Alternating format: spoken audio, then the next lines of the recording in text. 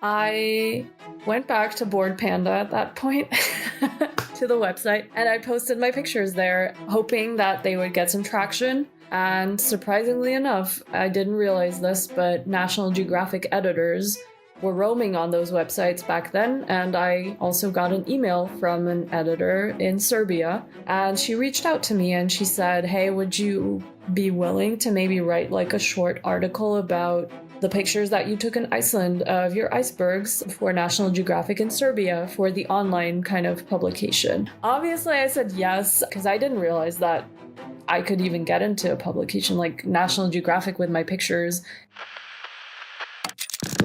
It starts with just taking that leap. Man, you have to work hard. You have to be incredibly smart. Choose something that even if it fails, you are going to be proud of it. Doesn't matter how badly you've gone beaten in battle. Be kind, be kind, be kind. Become a better person, a better leader, a better business. Go with your gut. I'm Samuel Donner, and this is Finding Founders. We'll get back to the podcast right after this break. Today's sales leaders know that expectations are at an all-time high. I'm talking higher than Mount Everest. Climb to the top, you might get cold. Sales folks are expected to leverage a slew of different tech. We're talking AI, but there's a better way to win. It all starts with a new HubSpot Sales Hub. HubSpot Sales Hub unifies your data, tools, and team inside a smart and powerful platform. There's a new prospecting workplace, deal management tools, and AI-powered tools to help reps optimize based on real-time results. And bonus alert, reps can automate their busy work so they can focus on doing what they do best. That's closing deals. It's smart software for smart sales teams that feels good to use. With Sales Hub, closing deals is no big deal. Try it for yourself at HubSpot.com/sales. Again, that's HubSpot.com/sales. And now, back to the podcast. A 7-page spread in National Geographic? That was the culmination of years of work. Years of cold emailing publications, posting to small online forums, hoping her photos would get noticed. This passion would take her love of nature from a childhood in Germany to remote Nordic villages, cliffside birds' nests, and vulnerable populations in Mongolia. Today, Lana is a National Geographic explorer who specializes in conservation, photography, and biology. But before her first publication, before her journey halfway across the world, and before she even picked up a camera, Lana was the soon-to-be child of a couple escaping war. My name is Lana Tannir. I am a Croatian American based in Munich, Germany. My parents came here as a result of the war in Yugoslavia. And currently I am a National Geographic explorer and photographer focusing on conservation topics related to wildlife conservation and in particular marine conservation. My father was studying in Delaware, which is where I was born, and he was doing a PhD, but my mom got homesick. She was pregnant with me in the States. I was born there. She had a lot of trouble kind of taking care of a baby while my dad was doing his PhD. So they returned to Croatia, which is where my family's originally from, with my dad hoping that he could continue studying there. And basically at that point in time, this was like, I guess, 1991 is when the war in Yugoslavia started to kind of like heat up and when things started to happen in different countries which were part of Yugoslavia back then. And how did the war break out, and like, where was your mom during that? My parents were in the main city of Croatia called Zagreb, and that part of Croatia actually wasn't a war zone. So the wars happened on the borders between like Bosnia and Serbia, as well as Croatia and Serbia at that time. But however, we did have like remnants of, or at least like signs that the war was happening. There were snipers on the buildings. My parents would have to go into bomb shelters because there were alarms. They would see planes flying over, like Serbian planes flying over the city, and they were scared that they were going to drop bombs. So everyone had to hide in bomb shelters. And that's the point at which my parents said, like, we need to leave because they were scared my dad was going to get drafted in the army. And actually, my parents packed up their things and left a week before all of the borders closed.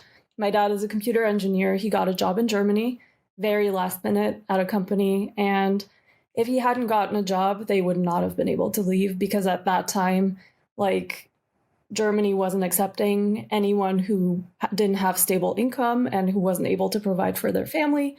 So this basically happened like a week before all of the borders closed, and the rest of my family stayed in Croatia. Luckily, Zagreb wasn't, the city that got attacked, so everyone was fine. But all of the men got drafted in the army, so my dad would have been in the army, and there are a lot of kids who grew up in my generation who grew up without fathers because of the war. So I got very lucky. What are some of your earliest memories of Germany? Some of my earliest memories of Germany were of me just as a child being out in nature. I would play with frogs, like I would try to chase lizards. When we were on vacation in Italy, I would constantly like be climbing trees and getting really dirty, getting all of my clothes ripped because I was playing out in nature, essentially, just like with other kids all day long. So those are kind of my earliest memories of just kind of being a rambunctious child playing out in nature and kind of loving the feeling of being outside and being free.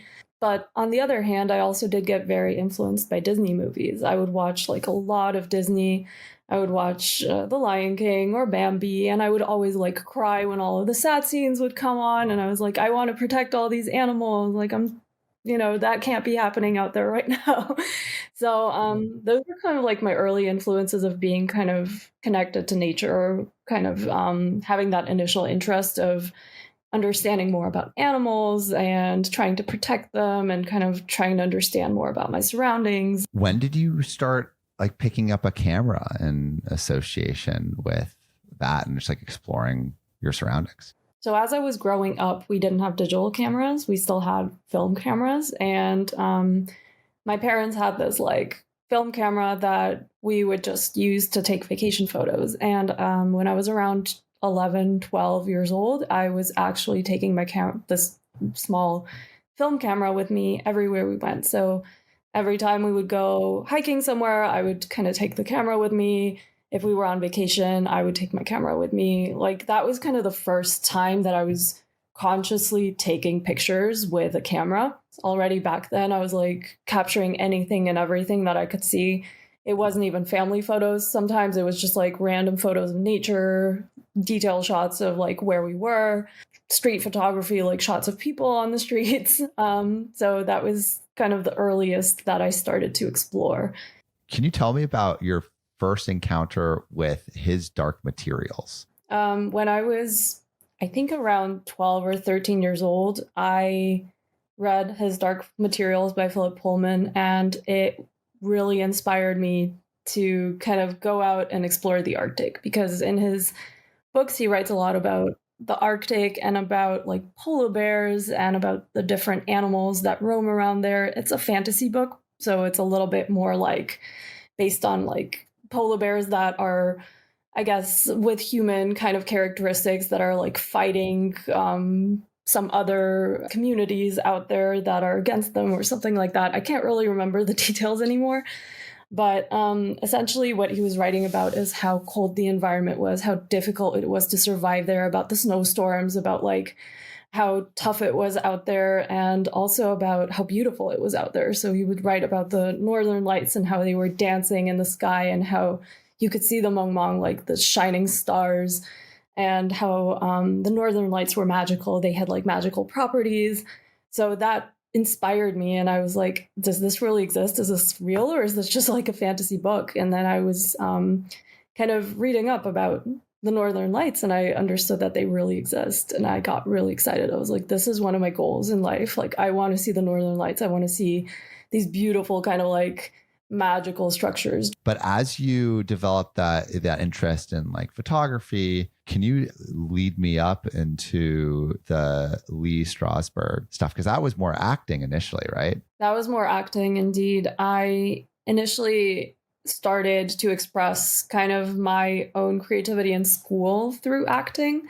I was a very shy child when I was growing up. I was like always a good student, but very quiet, not really like expressing myself or raising my voice or like talking in class. I was always in the corner, just like kind of doing my own thing. And when I was a teenager, I kind of thought this kind of has to end. Like, I need to figure out how I can become more confident and how I can become more outspoken. So I joined my high school theater, and I just initially kind of started out in smaller roles, built my way kind of like up to larger roles until I got a lead in one of the theater plays that they were doing for school. And I realized that I really like acting because it allows me to kind of like express myself without actually having to like be vulnerable in terms of like my own character. I could just like express myself through other characters. And I loved telling stories of like other people, other characters. So that initially was like my first way of expressing my own creativity and my own thoughts beyond like just this photography that I was doing on vacation. And ultimately, I thought that I wanted to go into acting after that. And I joined a summer course for young actors at Lee Strasberg during my summer holidays in New York, which was kind of my first contact with the States as well, with New York. And did, I think, 6 weeks of acting at the Institute. So how did that stack up to what you thought it would be? Ultimately, I decided that I didn't want to pursue it as a career because it was a very competitive and a very kind of insecure career. So for me, at the same time as I was pursuing acting, actually, I also picked up like a film camera for the first time. And I was trying to like, I was at a crossroads trying to decide if like I want to go into acting or I want to go into filmmaking. And I realized that like through filmmaking, I can also express myself and also tell stories that perhaps no one else has told before. I can also write my own scripts. I can kind of like have a little bit more flexibility in terms of the story I'm telling. But it's also going to allow me to do what acting has allowed me, which is kind of like to be vulnerable and to kind of be creative and express stories from my own point of view. Let's talk about the first film that you directed. Because that was around 2004, right? I believe so, yeah. I directed a short film when I was in school. I was around 15, 16 years old. And my friend and I, we wanted to, just like during our summer break, we wanted to shoot a short film for fun. It was kind of like a semi-horror story and centered around very like teenager specific horror story. It's centered around like a love relationship and jealousy and like a girl who accidentally sees her boyfriend with another girl and she decides that she really wants to hurt her. It turns out that, you know, she wants to murder her, which is like extreme. But that was how we thought as teenagers back then. So we shot like a horror film practically during the summer break, and it ended up actually winning a couple of youth prizes in the UK. And also, I believe one in the States, as far as I can remember. So that was like the time when I saw, okay, maybe I'm not such a bad storyteller and maybe this could be like a career I can go into. So actually my experience at Lee Strasberg and being in the center of New York City showed me how amazing the creative scene is in New York. And it gave me a first taste of what I wanted to experience during my studies. And that's kind of why I decided to go to New York, because I saw that it was like the center of creativity, of filmmaking, of theater, of storytelling. And that's what I wanted. I wanted to be kind of at the epicenter of where everything was happening. So my film school actually led to me going to study, my acting school, actually led to me going to film school in New York. What was the decision to go to New York? Like, what kind of conversations did you have with either your parents or other people? The conversation that was had with my family in particular was primarily that, you know, it was very far. So we essentially kind of tried to figure out how we would best be able to keep in touch, and if there were any people that I could go to if I was in trouble in New York. What was New York like just when you start trying to have to like live there and learn there? So my first week in New York was like a mixture of excitement and pure fear. I realized that it was actually happening, that I was all by myself, that I was actually in New York and I was without anyone that I knew. I was without family. I was completely left to basically fend for myself. And that was scary, but it was also exciting. There were a lot of like new experiences, like opening a bank account for me was new. Living with other people was new for me. I lived at home till I was 18, and then suddenly I was like in student housing with 4 other girls. So that was new. Were there any moments where you felt that it was hard? Oh, I was really struggling like the first weeks. I was super homesick. I was getting used to the situation of living like with 4 other people. I had to develop a lot of like communication skills to be able to set boundaries and to say like what I expect or what I want from other people. So suddenly I was surrounded by people 24/7. And that was something that I just had to get used to. And it was a stressful situation for me. But ultimately, it also allowed me to like grow as a person and become more confident in expressing myself and communicating, in essentially also just understanding like how to read people better, which allowed me to become a better storyteller, I think. Yeah. So what was your first gig in the storytelling world? So after I graduated, I worked as an editor for a nonprofit called Just So You Know. It was a small nonprofit and it produced videos of cancer patients. So it was either testimonials of people who had uncurable cancer, who wanted to produce a video of their experiences, kind of talking about their life, talking about their treatments, kind of for the purpose of education and for the purpose of just leaving like a nice memory for their families. It also featured cancer survivors who were sharing their stories and their experiences to a community, trying to help others to understand kind of what types of treatments they were going through and how other people can also survive cancer / what types of treatments they can do. So I was editing all of these interviews and all of these testimonials for this nonprofit. And that was my first gig in which I realized that I wanted to do more meaningful work. What do you mean by that? I always felt like a larger purpose was sort of missing to these stories. And that was like the first moment editing these videos of cancer patients that I realized I actually want to do kind of this type of non-profit NGO work and tell stories that are really meaningful to someone, that can make a difference for someone. And after that, I moved back to Germany and I spent 2.5 years looking for jobs, which I didn't get in the film industry in Germany.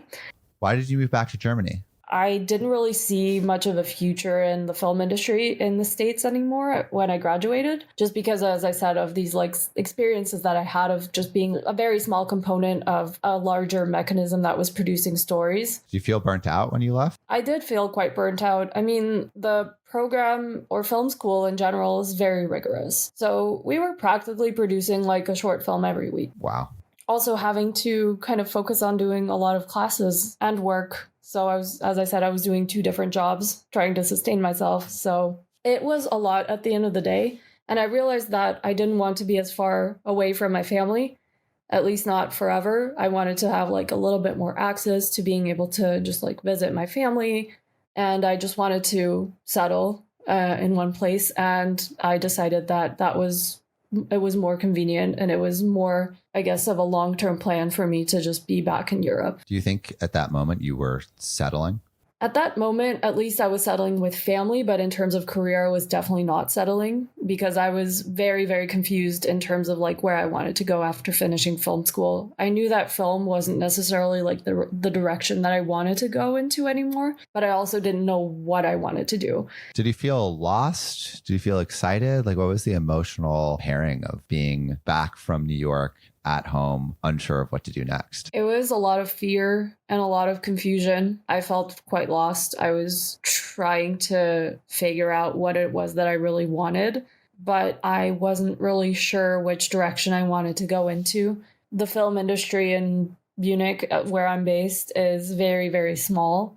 and mostly focuses on like TV series. And that was something that I wasn't interested in pursuing anymore at all. Theater wasn't really an option for me at that point because my acting skills were definitely not up to par of professional actors. So I was searching and I was struggling and I was trying to write my own scripts and hoping that perhaps I could like produce them by myself. But those never came to fruition.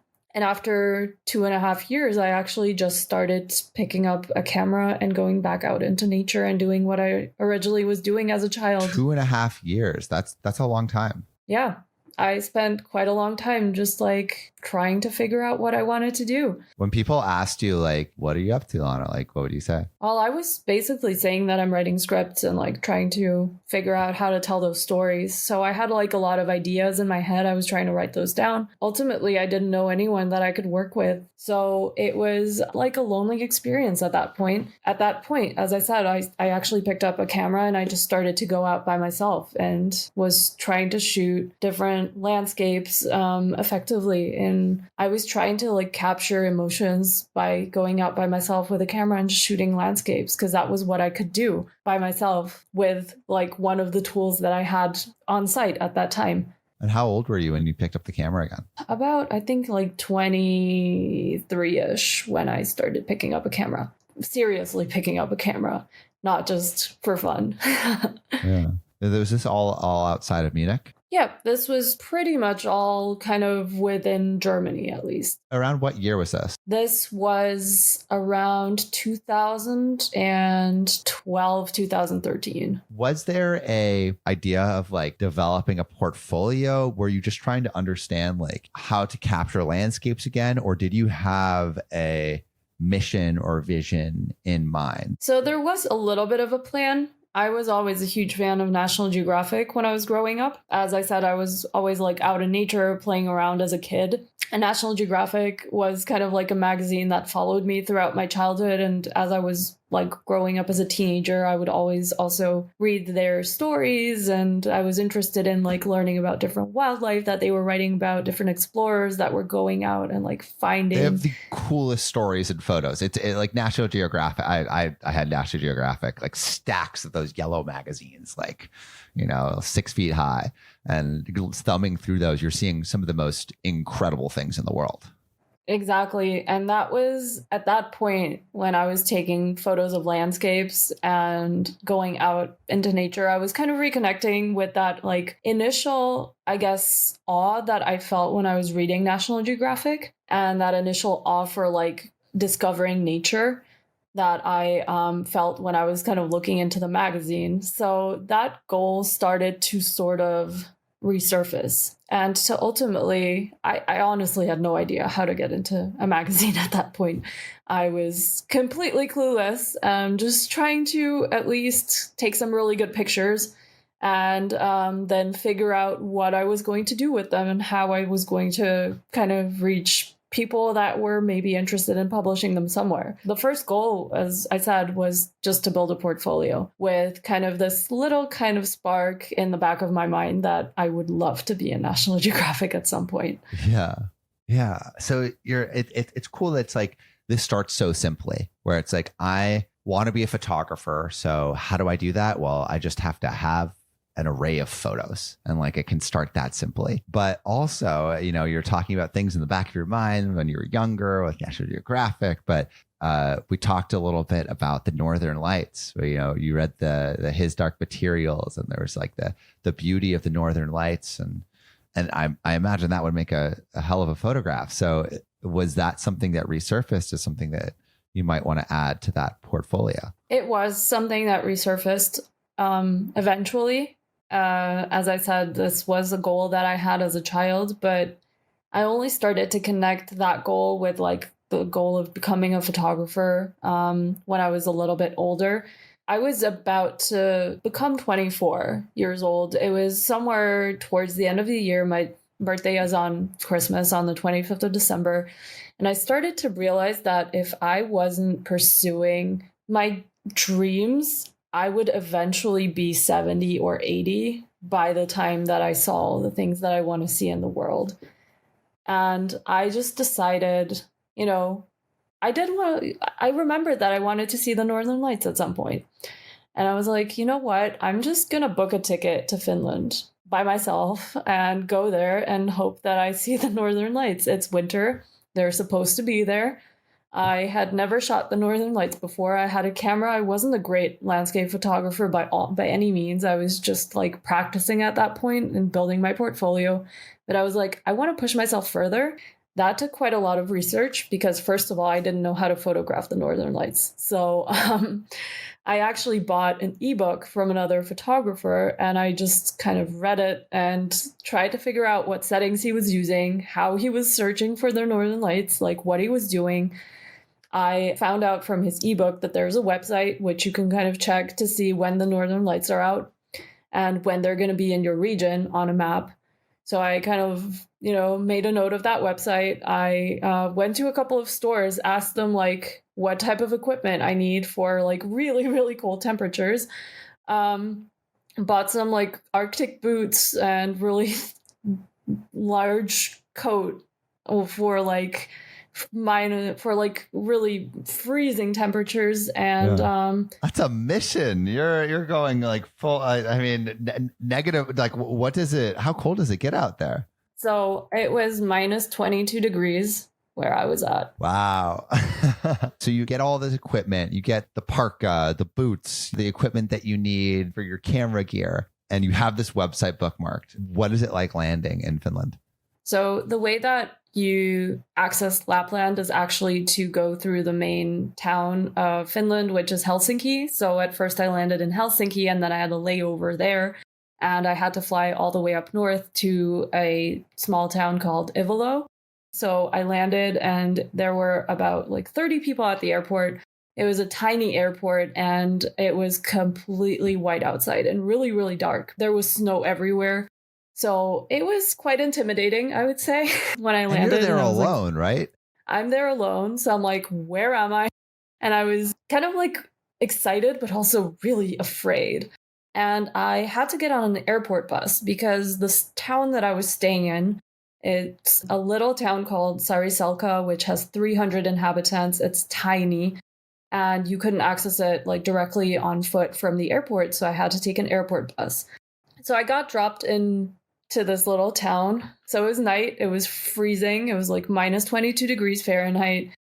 I had like a large suitcase with me and all of my camera gear, and I was just like lugging it through the snow, and I had no idea where I had to go. So I saw this supermarket nearby, and I just went inside and I asked them in English, like, hey, do you know this address? Like, do you know where I have to go? No one spoke English, but they did understand that there was an address that I was looking for.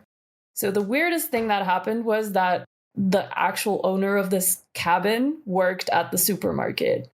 And they called him up and he couldn't speak English. He just like gave me a key, pressed it into my hand, and he just pointed. He was like, around the corner, there's a cabin. So I went around the corner and I actually found the cabin and managed to open it with the key. What an adventure already. You're just trying to stay in a cabin and now it's already an adventure. So how do you get ready for your next few days there?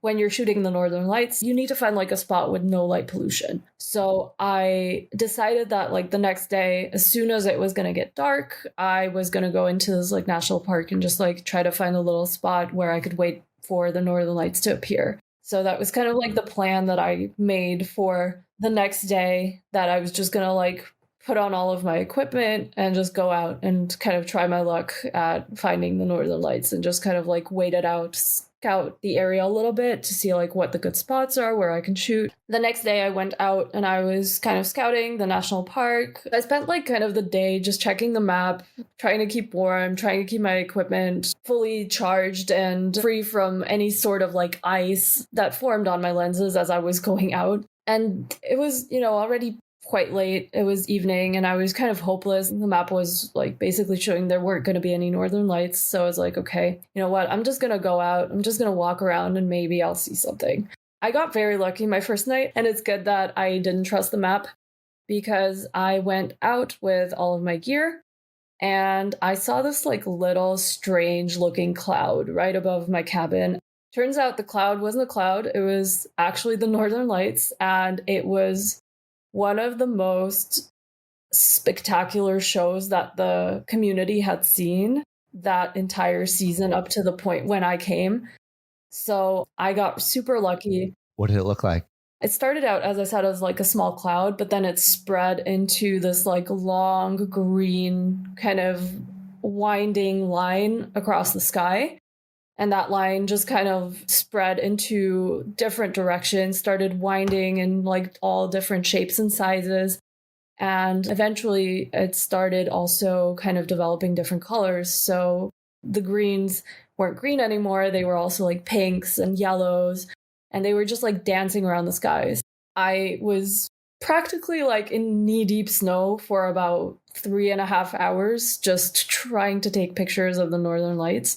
My eyelashes had frozen by that point, to the point when I was blinking, my eyes were sticking together. But at that point, it didn't make a difference because the Northern Lights and kind of the show that was going on before my eyes was so much more important and so much more spectacular than anything that was like happening to me physically. It was, as I said, like a spectacular experience for me, and it really moved me because it felt like all of those kind of fantasies that I'd had and all of these like ideas that I'd had about the Northern Lights were actually fulfilled. Well, you've had this dream for so long, to have it become real. I mean, that's a beautiful thing. And I think like it shows you that maybe all of your dreams can become real. That experience like lit a fire in me, and I was like, if this can happen, then anything can happen at that point. It kind of motivated me again after having like these 2.5 years of just like not knowing where I was going, what I was doing.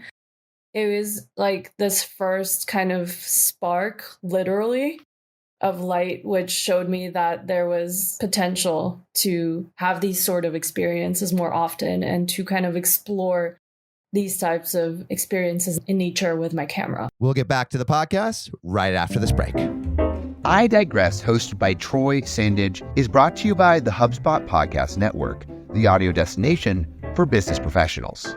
With shows under 30 minutes, I Digress helps eliminate complexity, complications, and confusion in your business with frameworks and strategies to achieve scalable and sustainable success.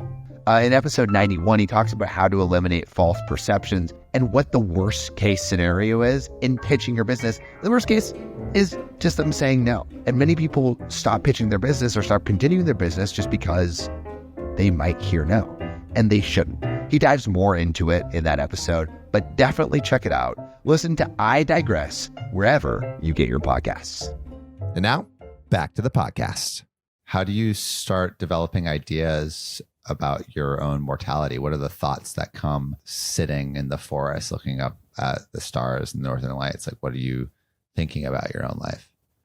Well, first of all, when I'm sitting in the middle of a forest looking up at the stars, I realize that I'm only a little speck in time in this universe. It reminds me that, yes, I have this dream and I have these big ambitions, but they're only going to be a little moment in time unless I immortalize them through telling stories and through reaching a lot of people that are going to perhaps either tell these stories to their children or talk about, different landscapes perhaps that I show on my pictures to their grandchildren, show them things that can inspire them for the future.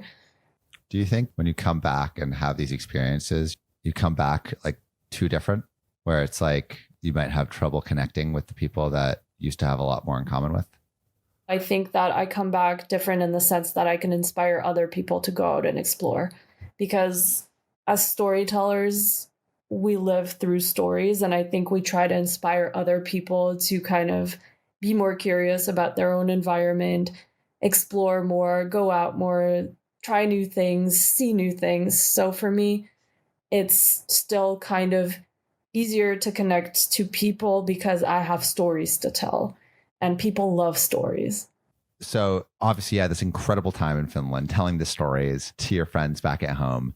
When did you start looking to the icebergs in Iceland? I think 2013. I was trying to learn more about time-lapse photography at that point. So I pursued a workshop with a photographer in Iceland. This workshop didn't end up happening, but I had a ticket to Iceland. So I ended up going to Iceland by myself once again for a week. I didn't have a car, so I just decided to like go on different tours, and I realized that having a week in Iceland and having just like these short tours is not enough to be able to take really good pictures, and it's not enough to be able to explore Iceland as a country. I realized that I needed more, and I realized that I wanted to have like the flexibility to travel around Iceland. So I recruited 3 of my friends and traveled in a camper van all around Iceland in, I think, about 10 days.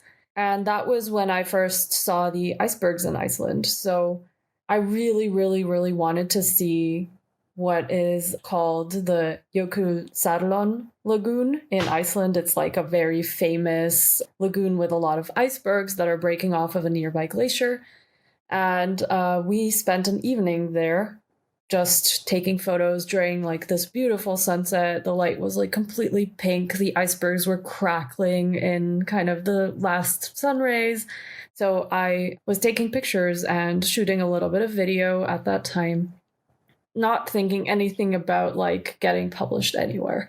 Just having, this beautiful experience in nature and trying to capture it on camera as best as I could. And that like short moment of being at the icebergs in Iceland for one evening actually turned into a really interesting experience afterwards of getting published in National Geographic for the first time. Wait, so how did you get published? How did that happen? I have to backtrack a little bit here. The first publication that I actually had was of the Northern Lights after I came back from Finland. Back in the day when we didn't have Instagram or like extensive social media, there was a website called boredpanda.com where people were just posting a lot of different photography of wildlife or their pets or different subjects in general. And I posted my Northern Lights pictures on there. And suddenly I had an email from an agency, a photography agency, who said, if you are interested, we'd really love to kind of sell some of your photos of the Northern Lights to a couple of online publications. What did that feel like to have someone reach out? I was really, really, really excited, but I was also like a little bit skeptical because I was like, is this real? Is this going to happen? I don't know if this agency is trustworthy. So I was gonna, wait it out and see if it actually happens. And then I was gonna believe it when I see it. So I said, okay, I gave them some of my pictures to publish or to send out to different online publications. And a couple of days later, my picture of the Northern Lights appeared in the Telegraph as one of their like cover photos on their website. Wow. What did that, you see it on the Telegraph? Are you like, okay, I've made it? I was bouncing up and down at that point with excitement because I thought I had made it, but it was very far from, actually making it. It was my first publication, and I thought, wow, this is incredible. Like, if I can go out and actually take pictures of nature and enjoy this experience and literally like explore a new country and something I've never seen before and get a publication, that's a win-win situation for me. How much were you paid for that first publication? This was like a British agency, so I think I got something like £30 for my picture. £30? Did $30 for the front page of the Telegraph? Yeah, it was an online publication, so it was like a front page on their website. But I was still happy just because I got a publication at that point. Now you can say, I am a published photographer. So exactly. Now lead me up to the icebergs. You get these incredible iceberg photos in Iceland. Do you do the same thing? Do you reach out to this like agency? How do you get in front of the right people? I went back to Bored Panda at that point. To the website, and I posted my pictures there, hoping that they would get some traction. And surprisingly enough, I didn't realize this, but National Geographic editors were roaming on those websites back then. And I also got an email from an editor in Serbia. She saw that I think I was posting something about like being half Croatian. So she saw that I'm Croatian. She saw that I was taking pictures of icebergs, which again, back then wasn't as normal and as standardized as it is today. And she reached out to me and she said, hey, would you be willing to maybe write like a short article about the pictures that you took in Iceland of your icebergs for National Geographic in Serbia for the online kind of publication? Obviously, I said yes, because I didn't realize that I could even get into a publication like National Geographic with my pictures. I guess I wasn't as confident in my pictures back then. I didn't feel like I had enough skills. I didn't feel like I was good enough to be able to get into a publication like that. They ended up, I think, publishing about 6 or 7 pictures on the online website as an article. And that was literally the starting point of my actual real ambitions to get into National Geographic. I want to actually take the Finland story to another end, because not only did you get it published, but you did hold this incredible story earlier. So I imagine that was a story that you wanted to share as well, right? Yeah, that was a story that I wanted to share. And I believe that the publication in National Geographic also kind of sparked my own motivation to start reaching out to different publications and editorials. So one of the editorials or publications that I'd reached out to was a German small-scale online blog called Raus hier Magazin, and it literally translates to Get Out Magazine. So this magazine was targeted at people who were looking to travel to different countries. So I pitched my story from Finland to Raus hier Magazin, and they decided that they would like to publish it. So I essentially put together a text and different photos, and they published it on their blog. And it was kind of like the start of my cooperation with small scale publications at that point. I think when that publication went live, I felt like my stories were finally actually being read. They were finally being seen. It was another confirmation after this first publication in National Geographic that I can continue this type of work, that I can continue publishing. And so you had the confidence to do it again. How did you get the idea of Mongolia and orphans? So these first kind of couple of experiences of actually traveling, especially traveling by myself, made me thirsty for more extreme experiences. I wanted to push myself and I wanted to push my limits and see kind of where I can go with my camera and with my stories. And I wanted to look into Asia and try to experience a completely different culture, an environment that I had never been in, a completely different language that I can't understand. So that was kind of like, I guess, the starting point of how I ultimately got to Mongolia and to the orphanage. I also thought back to my experience of working for the nonprofit, which was telling stories of cancer patients at that point. And I realized how fulfilling it was for me to be able to tell stories of people that had been through a lot of struggle and challenge and still got out on the other side. So at that point, I thought it would be interesting to go into an orphanage and to listen to stories of children that have been through hardship and that are still perhaps going through hardship, and seeing how they're thriving or how they're surviving in this environment, to try to understand that aspect of humanity and how people who are in such a vulnerable state are able to kind of come to terms with this environment that they're thrown into against their will. So I found one of the largest orphanages in Mongolia at that point, which was run by a woman from Australia. And I emailed them and I asked them if it would be okay for me to come in and take some pictures of the children that live there and kind of listen to their stories.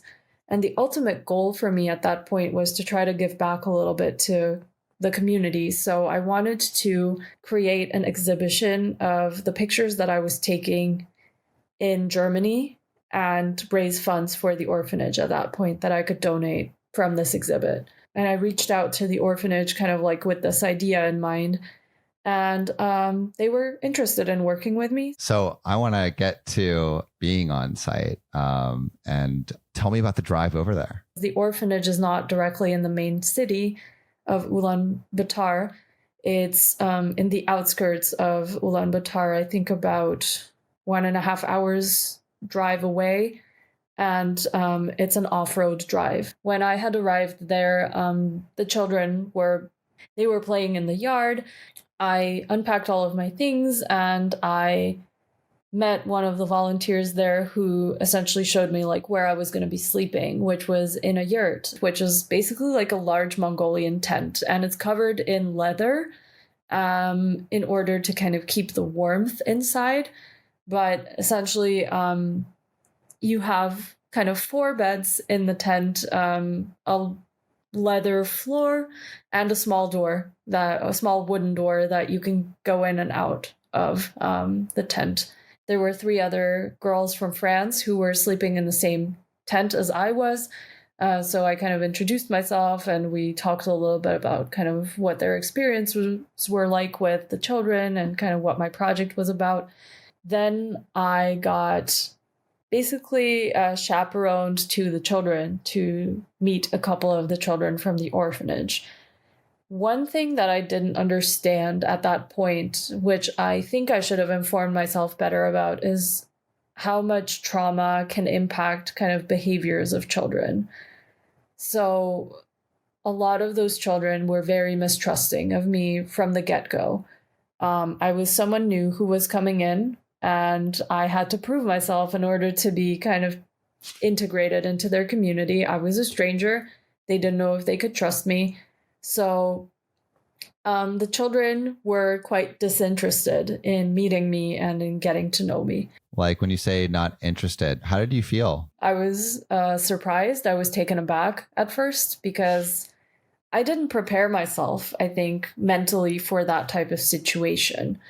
And I was naively expecting that the children would be happy to see someone and kind of to meet them and curious about, just learning a little bit more about the person. But I understood at that point that I would have to work a little bit harder in order to kind of break those barriers down and to get them to actually interact with me and to trust me.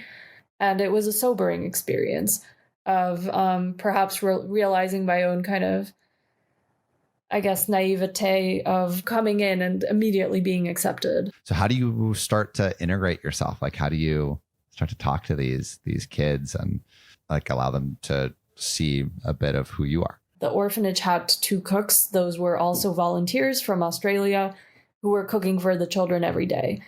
So those cooks had already made pretty good connections with the children. They got them involved in like everything they were doing. They were showing them like how to cut vegetables or how to prepare meat. So I realized that the kitchen was kind of like the hot spot to be. And that's where I tried to integrate myself the most.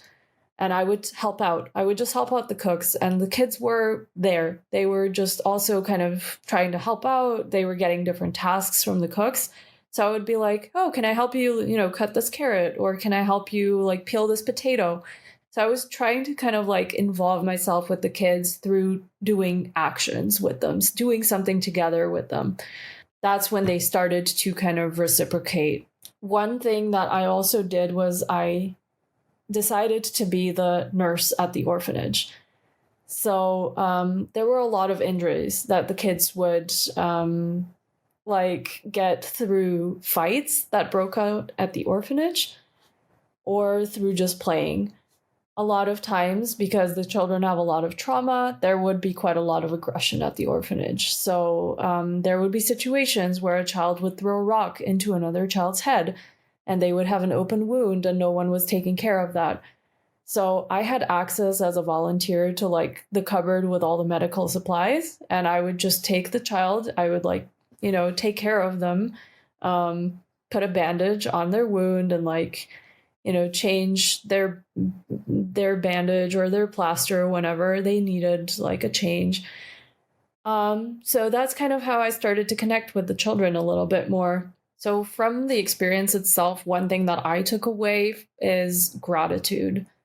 Gratitude for like the life that I have, and gratitude for having the privilege to grow up in an environment where I have a family, where I have safety, where I have food, where I have shelter, and where I literally can dream big and pursue my goals without any sort of obstacles or hurdles.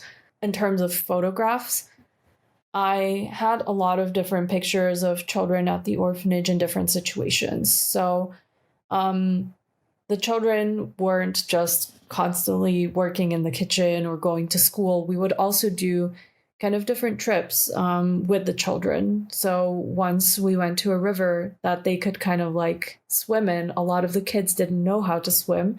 So they had these like styrofoam flotations that they just kind of constructed from some sort of like pieces of trash that they had found. And they were floating in the river on these like pieces of styrofoam, just kind of trying to have fun in the water while not drowning. So it was pictures of them just kind of putting, their stories into perspective a little bit. So with all these photos, what did you want to do with them? So the end goal was, again, to do a photography exhibition with these photos and raise some funds for the orphanage. So I contacted basically a concert hall in my nearby town, and I asked them if I could exhibit the pictures in their foyer because they had quite a lot of exhibitions. So that all the people that were going to like a performance or a concert in the theater would actually see the pictures before going in to the actual performance. So they were really happy to exhibit the pictures, and I ended up exhibiting for I think about 3 weeks at this hall. And I also had an opening for my exhibition, during which I invited a lot of people from my community to come and to see the pictures. And I was doing a tour explaining kind of like what each image showed and what the background of each image was. And I collected some funds for the orphanage through doing this exhibit, because through hearing these stories of these children and seeing the photographs, people were actually very moved by how they lived and by their life and through their stories. So they were happy to provide a little bit of financial support, which ended up then going to the orphanage. Could you lead me up to when you would eventually do Nesting in Plastic? So Nesting in Plastic was a project that came to fruition through an experience that I'd had prior to actually pursuing this project. I had wanted to go to an island called Helgoland in northern Germany for a while because I had heard that it's the only island which has seal populations in Germany. When I had gotten to the island the first time, I decided to, go and wander around a little bit to explore my environment to see what else I could find on the island. And I ended up on some cliffs, which were pretty much around the corner of my accommodation. And I saw that there were some birds on these cliffs, and I started to take some pictures of these guillemots. However, in the background, I realized that there were some really strange kind of looking structures hanging off these cliffs, and I wasn't sure what they were. I thought they were algae. I took some pictures, I went back to my accommodation, went to the seals, was photographing seals, not really thinking about what I had seen on the cliffs that day. However, when I got home from this trip, I was actually quite curious. I was like, what am I actually seeing? Are these algae? What are these structures? So I decided to Google a little bit to try to figure out what I'd actually taken pictures of. And it turned out that these strange kind of looking spaghetti-like structures on the cliffs were actually pieces of plastic that the birds had taken from the sea and integrated into their nests, thinking that they were algae. So you had like a bunch of red and blue kind of pieces of strings that were integrated into these nests and that were strangely just like hanging off the cliffs and sticking out of these nests. So my initial kind of idea was I really want to clean up all of this plastic. It's not okay that it's there, and I want to see what the regulations are, and if I can get a team together, that would help me to kind of like clean up these cliffs. A cleanup is not possible, first of all, because this rock on the cliffs is actually quite fragile, so it's quite dangerous to step on it, and it could break off. And second of all, there's so much plastic integrated into the nests that it would be extremely costly and extremely time intensive to be able to clean it all up. And it would, in fact, be even worse for the birds because they would collect new plastic at sea and they would have to integrate it into their nests. And the fresh plastic is easier to get entangled into than like plastic that's been there for a couple of years. But I realized that I could go back to the island and I could take pictures of the problem to raise awareness of what's actually going on there and to show essentially that this marine plastic problem is not just a problem that's to be seen somewhere in Southeast Asia or like in low-income countries somewhere across the world, but that it's right at our doorstep in Germany in a developed country. Then the pandemic hit, so I wasn't allowed to travel anywhere. We also had COVID restrictions in Europe. No one was allowed to leave their homes. I had to cancel all of my travel plans. And I essentially had to wait out this story. I was quite restricted in terms of the time frame when I could go because the birds migrate as soon as COVID restrictions had lifted in the summer for 2 weeks to go to the island of Helgoland and to shoot the nests with the plastic, with the birds and their chicks in them.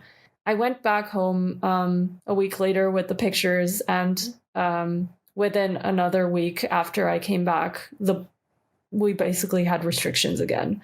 I wasn't quite sure what I wanted to do with the pictures. My goal was to actually pitch them to a local magazine, which is called Terra Mater, which is local to Germany and to Austria. But they actually, they rejected the story, so they didn't really want it. And I thought, why not just take the chance and pitch it to National Geographic? I didn't think they would take it. I was like, it's probably not even their topic of interest. But like, let's just try the moonshot. Exactly. I was like, I'm just going to try it. If they reject me, they reject me. And what can happen? That's like the worst that can happen. I didn't hear from them for about 3 months. And 3 months later, I got a message from the editor. And she said, hey, we'd be interested in publishing your pictures next year. Would you be able to send us a couple more so we can kind of pick and choose what we want to do with the story? So that was the moment where I was like, this can't be serious. And this is a large scale publication. Yeah, and it was in the printed magazine, so it wasn't an online publication. I was very skeptical at that point. I was like, okay, I'm going to believe it when it's published. Yeah, when I'm holding the magazine in my hands. Exactly. Basically, like after about 6 months of talking to the editors, talking to the writer, layouting, and trying to plan kind of like what the publication and what the story was going to look like, the actual publication came out in April 2021 with a 7-page spread about the story on northern gannets and plastic pollution. Being in National Geographic is like the top of the top. It was surreal. It was the most strange feeling going into like a supermarket, being able to pick up a magazine and see my story in it. That was kind of like the point at which I was like, okay, I'm good. Like I feel good about like where I am right now and about the work I'm doing. And I feel like this is where I'm supposed to be. My focus wasn't necessarily on wildlife or on human stories, but it was a focus on minorities in terms of communities that don't really have a voice and that can't speak out for themselves. Okay, so you are now published. What did that change for your career? Like, was it now like, okay, like full-time living off of taking these pictures? Like, how did it change the trajectory? It changed the trajectory in that I had a lot more people that were interested in my work at that time. So where is everything today? Like, what are you most excited about? Where are things leading to? What's going on today? So today I am still working for National Geographic. However, I've moved to the headquarters now, to the States. I received a grant from National Geographic in 2022 to pursue a project on harbor porpoises and harbor porpoise research and conservation in Germany, in Denmark, and in the Netherlands. And this project is a long-term project, which started basically with research towards the end of 2022 and is continuing until September of this year, so 2023. And it's following different research institutes and trying to understand more about harbor porpoises in the North Sea and in the Baltic Sea in order to be able to protect the populations better and to conserve them long term. So looking back on your whole story, looking back on everything you've accomplished, like, I mean, you had this dream in your head, really like when you were almost, like 12, 13, and you've taken it all the way up to now being being published in National Geographic, having another grant where you're traveling the world, exploring the Arctic, exploring all of these incredible places. What advice do you think you would give to someone who wants to get started in photography and wants to gain a foothold? Like, what advice would you give to those people? So I think the best advice that I would give to someone who's starting out in photography would be to not wait for permission to tell a story. And by that, what I mean is that if you have an interest in a particular topic or a curiosity about something specific that you would like to follow, I would go out and shoot that regardless of whether you think that it's going to be published or whether it's going to get like public traction or not. Because I think that as long as you follow something that you're passionate about, you're also going to be able to tell that story and to shoot those photos in a way that it's going to touch and reach other people. That's kind of like the most powerful advice that I've learned, just generally through trial and error. Do things that you feel are right for you. Don't wait for other people to tell you what you should be doing and how you should be doing it. Thank you so much for listening. If you haven't already, make sure to subscribe, rate the podcast 5 stars, and share with a friend. If you have any questions or comments, DM us at Finding Founders Podcast on Instagram, LinkedIn, or Facebook. Finding Founders is produced and hosted by me, Samuel Donner. Our audio editing team lead is Ashley Jimenez, with support from Jessica Morales, Miley Lipton, Siyu Pan, Kenny Wright, Josie Yo, Matt Fernandez, and Merritt Hill. Our outreach and research team lead is Desiree Nunez, with support from Marissa Granados, Monica Lee, Sarah Tiersma, and Yao Liu. To see more of what we're up to, subscribe to our newsletter at findingfounders.co. Thanks again for listening, and see you next week.